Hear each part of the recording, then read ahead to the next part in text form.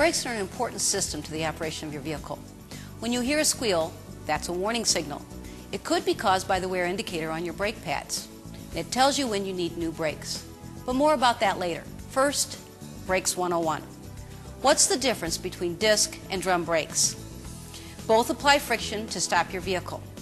And with disc brakes, your foot on the brake pedal activates the hydraulic fluid that engages the piston and the caliper to press the brake pads against the rotor.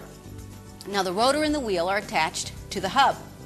The friction of the brake pads against the rotor stops the hub, the wheel, and the vehicle. With drum brakes like these on the rear, the same foot action creates hydraulic pressure against the wheel cylinder, which pushes out the brake shoes against the drum. Now the friction of the shoes against the drum stops the wheel and the vehicle. Some drivers are sensitive to how well their brakes are functioning, but sometimes it's hard to tell when the brakes are getting worn and it's time for maintenance. That's where the squealer comes in. This little clip on the doorstop pad is the squealer. It's a built-in wear indicator that makes a high-pitched warning sound when the brake pads are worn and new pads are needed.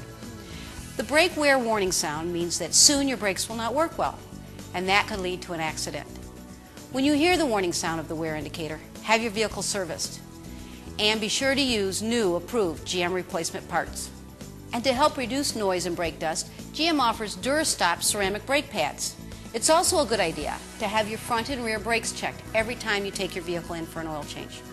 For additional information on brakes, check your owner's manual, and to keep your vehicle and your brakes safe and sound, just see Mr. Goodwrench at one of the nearly 7,000 GM dealers nationwide.